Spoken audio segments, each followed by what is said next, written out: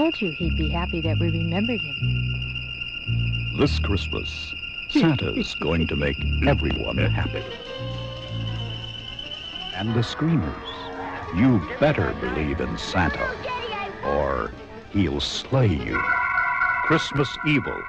And we are back with another Christmas Rare Delicacy. And if you remember last year, I brought Rob in to talk about the absolutely unique French Home Alone prerequisite, I guess we can call that one.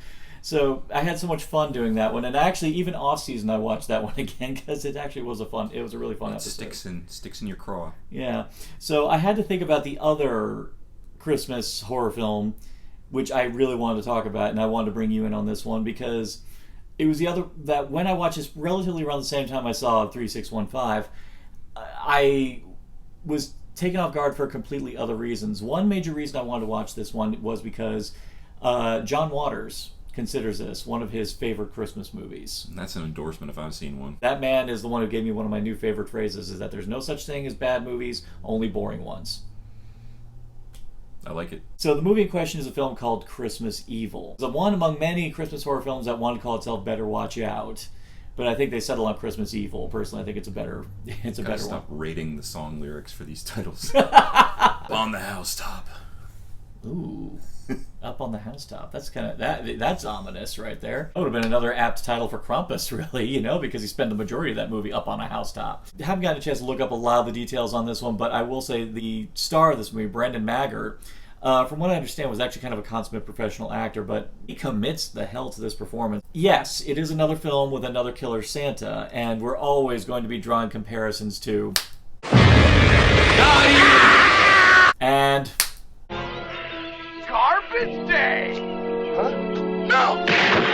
In the beginning, you think it's going to be another trashy exploitation Christmas film where, they're like, yeah, let's make Christmas horror. This one, I was surprised, actually had a really deep emotional undercurrent to it. But the film's about a guy who, ever since he was a little kid, has always loved Christmas. He just freaking lives for Christmas. He works at a toy factory.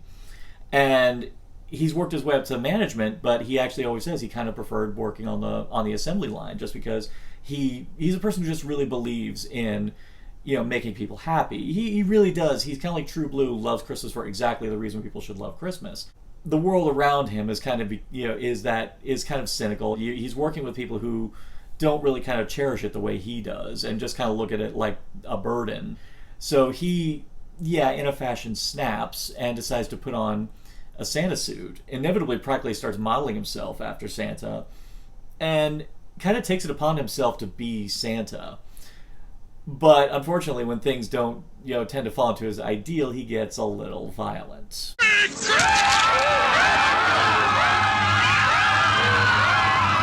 have to think the real Santa just gets fed up, the elves asking for time off without putting in the prerequisite 1 week's notice. His wife constantly asking him over and over again, you sure you got Tommy's sled? He didn't get it last year. Oh yeah, yeah. You bet, I'm pretty sure Mrs. Claus is handling the list. I'm pretty sure she's the one who's properly gauging naughty and nice, and deservedly so. I mean, Santa's like, I did it. I'm telling you, I got it. And she goes and checks, and sure enough, nope. Yeah, I mean, I'm sorry. You watch Santa Claus the movie, and we're pretty sure Mrs. Claus is running a lot of the admin at side He's of just that. the face. He's the PR. Marlon Brando in his later years, he just trot out to. I would never, ever insult Santa by saying he's like Marlon Brando in his later years. I'm sorry, you watched the friggin' documentary about the making of Island of Dr. Moreau, and I would never... That was exactly what I was thinking. Santa started up here, and he wound up down here. Wow! He has to look up to see a snake. Think about the great portrayals of Santa on film, and there are some I kind of hold close to my heart. This is one I actually think should be in the running for not the evil Santa. I actually think this is a Santa that actually needs to be thought of on the same wavelength as a lot of those other Santas, because despite the homicidal tendencies, there is an endearing angle to this film because of how passionate he is about bringing joy. Kind of like Miracle on 666 Street. Yeah, kind of thing. Or well, what? Yeah, no. He only, I mean, I haven't seen it yet, but Yeah. he only just doles out the punishment to deserving people, and that's not coal in your stocking. Yeah, and he's not doing it out of like Catholic guilt or anything like the guys from Silent Night, Deadly Night. He's doing it pure and simple because he loves Christmas and he can't. But the thing that always pushes him over the edge is when people try to shatter the illusion or try to, or anyone who's like overly cynical or who try to corrupt it in any way. That's the thing that kind of pushes him off the edge. So one could say it's like a more extreme version of the Twilight Zone episode Night of the Meek. That's a damn good episode, by the way. Watch that one. Art Carney, you'll forgive him for the Star Wars Holiday Special. There's nothing to forgive. He's amazing in that. I don't give a damn. He taught us that Wookiees could masturbate. I love to know the sounds. Oh, we are excited, aren't we? Wookiees make cum faces? Yes, and this was his cum face. You've already said you haven't seen this one. You've never even heard of this one, obviously. No, not till you mentioned it to me. well, we saw how well that went last time, so we might as well. Well, yeah. Yeah, so let's go. This one is actually currently streaming on Shudder right now. Pretty sure if you look hard on YouTube, I'm sure some enterprising bastard may have bootlegged it. I know a Blu-ray is available on Vinegar Syndrome. With I believe there's some goodies on there, so definitely check that out. Also on Shudder, Joe Bob did show it for his Christmas special last year. So I would definitely say if there's any place to watch it on Shudder, watch it that way because you get Joe Bob's commentary. So this is Christmas Evil. Now, I want you to remember to stay good boys and girls. Respect your mothers and fathers and do what they tell you. Obey your teachers and learn a whole lot. Boss Garcia! Boss Garcia. Boss Garcia. Boss Garcia. Poor guy got dirt for Christmas. Yeah. Hey, some kids got orphaned for Christmas, so, I mean, I guess, the exchange rate was different for some families. Actually, been a while since I watched it last, so there was a lot of things I forgot about. I forgot about the part where, in the beginning of the movie, he's actually casing kids at the beginning. But now, most of the movies, when you have a guy, a schlubby middle-aged guy spying on kids, normally it's like always for the sake because he wants to diddle them. In this case, no, he actually is legitimately gauging who's naughty and who's nice. Writing it down on that huge book with the ominously titled "Good and Bad." Beautifully embossed with gold leaf, too, as well. If he hadn't driven off of a cliff at the end, he could have maybe been the Saw guy. I don't know, just driven off the cliff, Thelma and Louise style, just at the very end. This one, he actually ascends and flies off to the moon. Because he was really Santa. Because he really was Santa. Santa really does poke people's eyes out with friggin' metal tin soldiers. A lot of people that would be big names later in this thing. Yeah, I mean, the actor who plays his brother is Jeffrey DeMunn, who fans of Frank Darabont will know him from stuff like The Mist. I believe he was also in Shawshank Redemption, and also played a part in The Blob. But of course, Walking Dead fans will know he played Dale in the first 2 seasons.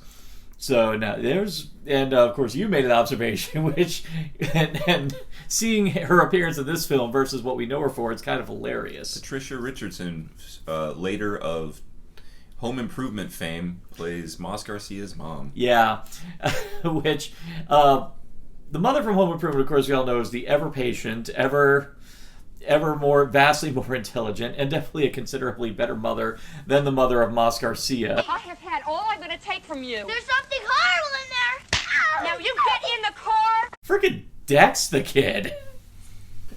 I mean, that was a 5-alarm slap. Basically let him almost get attacked by some dude in the bushes and then refuse to believe him. Yeah, so she just smacks him across the face. I mean, that was like the same level of parental abuse as a little girl who saw Superman save her cat and she goes in, "What did I tell you?" Then also Mark Margolis, who would in the future be in Scarface, and then also most of us know him as one of the Salamanca clan in Breaking Bad and also Better Call Saul. And he had a bit role in this, using his natural, very Jewish-sounding voice at a Christmas party, no less. But then again, they force Jewish people to conform to Christian norms all the time, so that made sense. Oh, so it was meta commentary. Yeah. It was intentional. Oh yeah. There was subtext. Just, I guess subtext is the kind of subtext you just kind of imprint on it just to make it work. That being said, though, it is a fascinating psychological study. Just the idea that he sees his mother as the Joe Bob Briggs parlance, aardvarking with Santa as a little boy, and all of a sudden he develops just such a fascination with him that I guess he kind of wants to be Santa, because he at that point saw that the Santa with his mom was obviously not really Santa, and he didn't want to believe that his brother was right, that there was no Santa. So he wanted to not only prove that there could be a Santa, but Santa could be what? Two choices. Santa was either not real, or his mom was cheating on his dad with him, so he was also a bad person. So either he doesn't exist or he's bad. Yeah. Yeah. And then here's a funny little aside. Remember the Jackson 5's rendition of I Saw Mommy Kissing Santa Claus? And the part where little Michael goes, I'm going to tell my dad. It's like, no, you don't tell Joe that. Never tell Joe that. Ever. Ever. So even if it was him, he'd punch his own self in the mouth. God, we're going to hell. Inevitably, his rampage goes a little too far, to the point where he's got every parent in town. Somehow, in the very brief amount of time they have, they're able to put torches together. This is the age when tiki torches were not popular, so obviously they had to fashion their own torches themselves. I was half expecting Santa to bellow, "Look what I've done to you!" He paints his van, which, I mean, that van on its own, without the decoration he put on it, made it look pretty rapey anyway. So I guess the sleigh that he put on there definitely kind of helped cheer it up, I guess, a little bit more. But you'd think that, like, all the people that clearly saw him drive away in that thing with a very unique design on it could have somehow given that description. Instead, all the cops seemed to have to go off of was, it was Santa, but in a darker suit. Apparently they couldn't get the height right, because we had 7-foot Santa, we had 4-foot Santa, black Santa, white Santa. Like, there was no consistency on the features, other than, like, his suit was darker. And 2 different sets of Santas, and I'm like going, okay, the thing I'm more concerned about is the fact that there are 10 Santas that were doing dirty last night that got arrested to be able to participate in this lineup. And one of them was very in character. He said something like, "Let me out of here. I've got to get to my toy factory." Like that was going to get him out of jail. Yeah. And it's like, what kind of toys were those, little Melvin? No, thank you. Enjoy your Benoit balls, Melvin.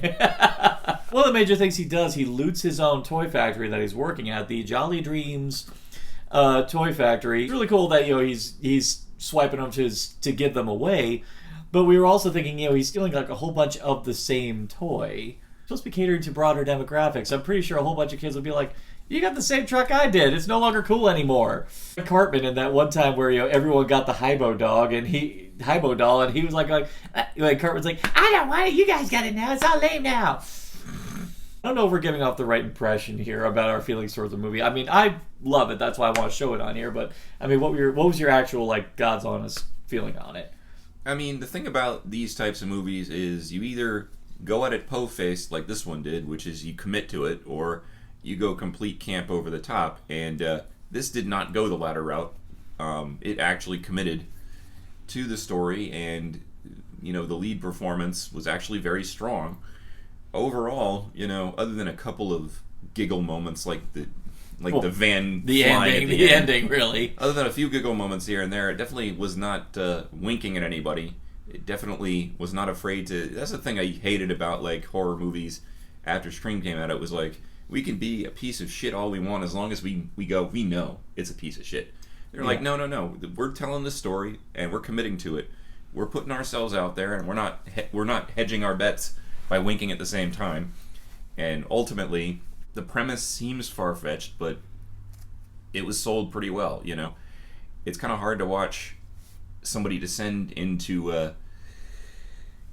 illness like that guy did, but it was believable in how he kind of already started kind of messed up at the beginning. Well, actually, there's one movie I'm kind of now upon multiple viewings I'm associating this one with is there's another film called Fade to Black, which came out. I'm not sure if you're aware of that one, but basically about a film fan who inevitably, because he's pretty much ousted, basically everyone treats him like a freaking pariah, inevitably just kind of falls into his love of cinema so hard that he ends up just going on a killing spree in the style of his favorite movie characters kind of thing. So in a way, this is kind of that thing where a person wants to create an illusion for himself, and anyone who tries to threaten that illusion ends up, meeting his murder gaze and winds up suffering as a result of it. Killing his coworker in his house, that's one thing, but the 3 people on the steps of the church was interesting because you could tell he was there specifically to kill his boss and his protege, but you could just tell his psychosis was just so profound that he just like... He went for the first few people that made fun of him, basically. Yeah, and I find it funny that these are all assholes that are coming out of a church. It's like you can tell these people are... And there's a shot of all of them in the church, and the majority of them are like, yeah, we get it. He got nailed. Yep. Yeah, put the nails... I mean, it reminds me of every mass I went to at midnight. Except for the killing part, but... Yeah. Well, they saved that for the big finale when he gets crucified. Jesus. But I mean, I know people would probably see this and want to associate it with Silent Night, Deadly Night. And while Silent Night, Deadly Night does have an actual pretty dark opening that's very much not comical and could actually give the wrong person that watches it nightmares, it then very much turns into a gag because, I mean, as much as I love the movie, you have Santa being shot and killed twice. 2 different Santas being shot and killed, and it's actually pretty hilarious. Yeah. You have the whole naughty and punish thing, but here it was like...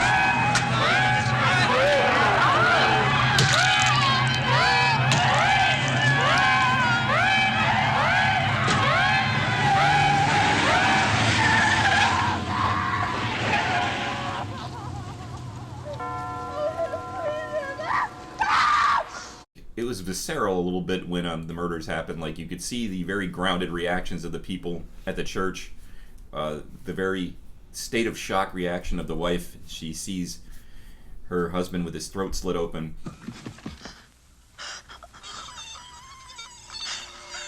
Went for the realism there, which actually made it a little bit more harrowing, but also a little bit sad, just because, you're watching somebody lose his mind on screen for 90 minutes and there's nothing you or any of even his own brother can do about it. Yeah, and the thing that's actually interesting about the brother is that at the end of the movie, when he finally has it out with his brother, Harry's not even trying to hurt his brother or anything, but his brother starts throttling him, and that leads to the possibility that what if this madness, this was just the way that his family was always going to go. A lot that I'm pretty sure if we sat down with a psych major or someone who can really kind of cut down to the nitty-gritty of the psychosis of this movie, I'm pretty sure we would have a really good dissertation here. But this is a film that when I stepped away from it, just going, a lot more thought is being put into the nature of this character, and it's one where I can pretty much imagine when everyone got a hold of the script and when they were doing this movie, there's not a single bad performance in the entire movie. There's not one where anyone's half-assing it